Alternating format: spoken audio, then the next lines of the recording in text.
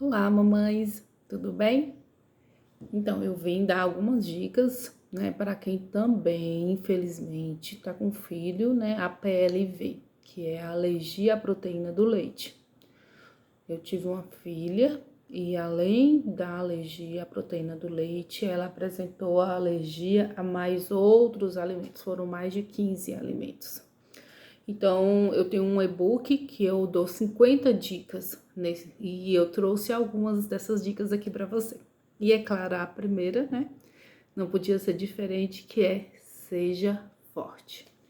Mamãe, papai, quem tá aí ao redor tem que ser muito forte, porque não é fácil inicialmente, principalmente por não sabermos o que é exatamente, né, o APLV, as alergias, como funciona o intestino, o que é isso, como apresenta. Muitas podem ser sangue nas fezes, outras podem ser o vômito, muita cólica, muita dor. Então a gente precisa ser forte, ter a certeza que quer muito, muito mesmo amamentar, né? E ter uma pediatra companheira. Uma pediatra alergista, se possível. Se não, pelo menos uma pediatra companheira que entenda, né? Que a sua vontade, o seu sonho de amamentar, a necessidade da criança de receber aquele leite materno é maior que a a toda a alergia que você e sua família, a criança vai enfrentar. Então, essa é a minha primeira dica, né? A segunda, né, essa questão da pediatra, tem que ter uma pediatra aí que esteja disposta, né, a te dar um suporte e ler bastante, se informar bastante, se possível participar de alguns grupos, esses grupos ajudam a você entender melhor o que está acontecendo, ver outros exemplos. Não precisa, é um conselho aí, ir demais nesses grupos, ler demais, se aprofundar demais, porque às vezes o demais, né, causa uma certa ansiedade na gente, prejudica um pouco. Então, assim, escolha 2 grupos ali que você tá se sentindo confortável, que é um ambiente, assim, que te dê uma certa tranquilidade, não um desespero, né? E fique neles. Dê opiniões também, leia um pouco, mas vai com calma, porque que também receber demais, principalmente nessa primeira fase que você tá encarando, que é a de adaptação, então tem que ir com calma. Na verdade, nada que for causar uma certa ansiedade, um certo desespero vai lhe fazer bem. Então, é colocar o pé no chão e entender que o que você precisa nesse momento é o apoio de quem está ao redor do bebê, né? Apesar que quem tá um pouco mais distante, igual os vovós, ou alguém assim que você tem um certo carinho, que frequenta muito a sua casa, mas não está convivendo, não está lá dentro, talvez essa pessoa ela não vai entender totalmente. Como, por exemplo, meus pais não moram comigo, né?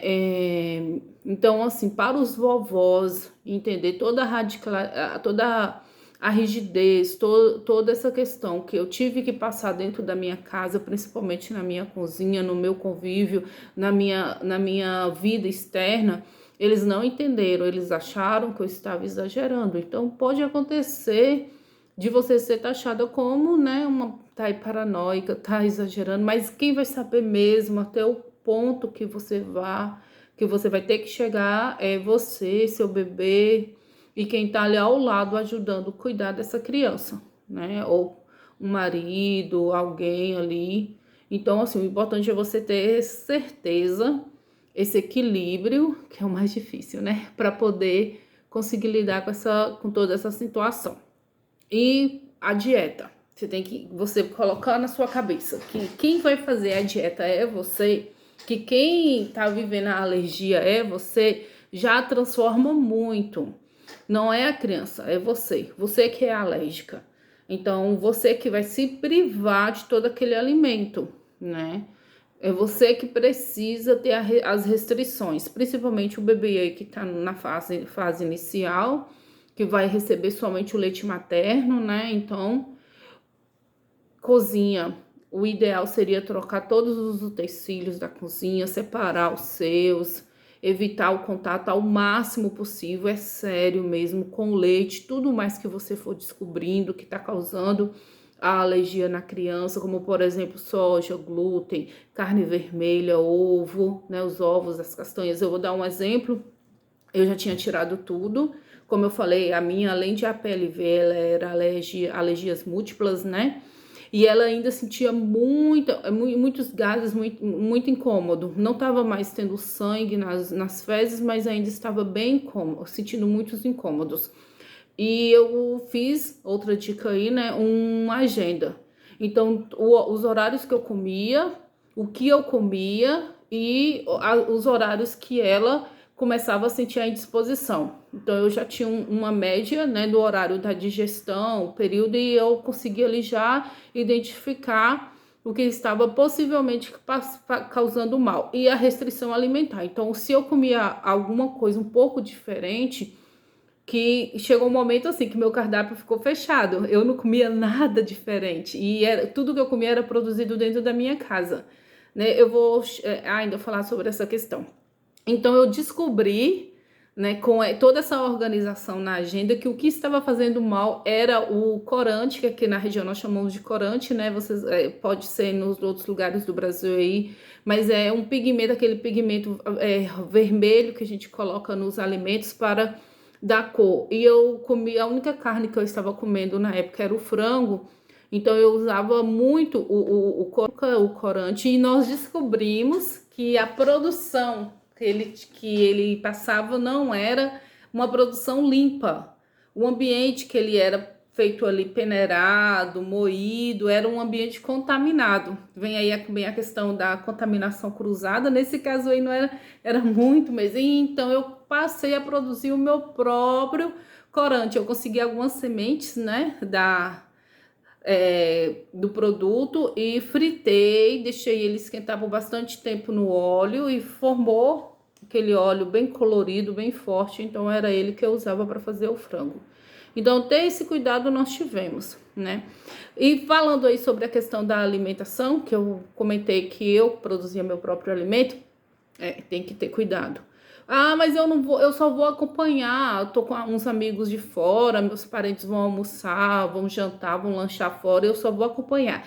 Mas o ambiente, dependendo também ali do nível, como está, né? O nível de alergia no organismo do seu bebê, mesmo você não consumindo, só por ele estar ali, você também inalando. Imagina uma lanchonete que tem ali milhões de leite evaporando, outros alimentos ali. Então, mesmo esse contato só por inalar vai fazer mal ao bebê, né? Vai fazer mal. Eu entrei numa lanchonete para pegar alguma coisa, não me lembro bem. Foi muito rápido, mas eu senti um cheiro muito forte no ambiente, assim. Era uma lanchonete bem pequenininha. E eu marquei, eu falei, vou marcar porque eu acho que não vai ser legal. No outro dia ela colocou, infelizmente, sangue nas fezes, né? Quando passou o período ali, teve muita cólica.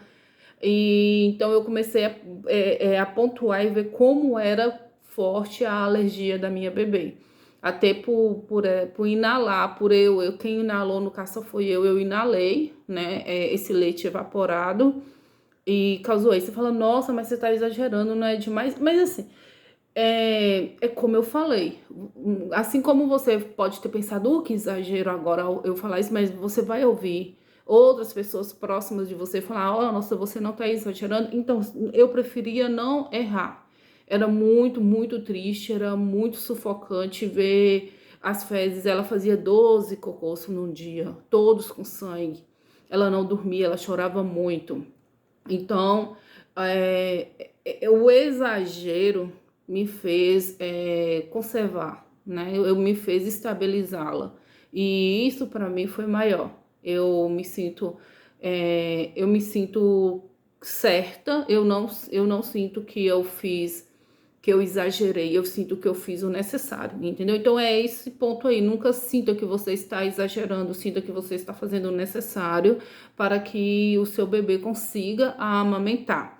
Cuidado com os produtos íntimos que você usa, igual shampoo e hidratantes corporais, porque eles também podem estar contaminados. O que é estar contaminado? Talvez ele não tenha na sua composição o leite ou os produtos, né, que são alergênicos também, mas ele pode passar por um maquinário que teve contato com esses produtos. O ideal seria consultar a produção, o fabricante, né, daquele produto e ver. Eles são muito atenciosos. Todos os meus produtos que eu introduzi, tudo eu ligava e eles eram muito atenciosos, explicava, falava sobre a questão do maquinário, porque isso é muito sério. É essa questão da criança ser alérgica e o maquinário ele ser compartilhado com produtos alergênicos, isso é muito sério. Isso leva, carrega esse alimento, carrega essa alergia, carrega a proteína, carrega esse produto que vai causar alergia ao bebê. E se ele for muito sensível, como a minha era, uma pequena partícula, um pequeno contágio vai prejudicar, vai fazer mal.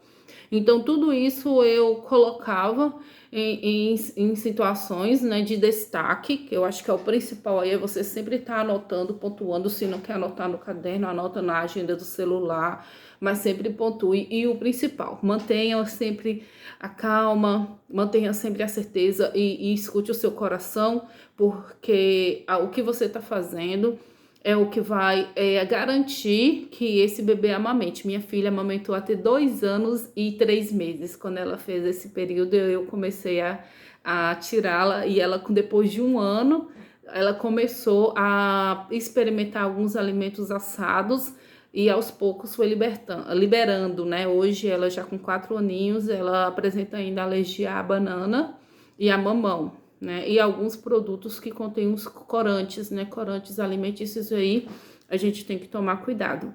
Mas foi uma vitória muito grande. Com 1 aninho e pouco, ela experimentou o primeiro sorvete, ela já conseguia comer bolo, por causa dessas situações que nós entramos, né? De muita cautela, de muita restrição. E eu consegui estabilizá-la. Depois de 2 meses ela estava estabilizada. Com 3 meses ela já estava bem mais tranquila, e aos poucos a gente foi descobrindo, né, essa quantidade aí de alergia. Cuidado com medicamentos, muitos deles vão causar alergia.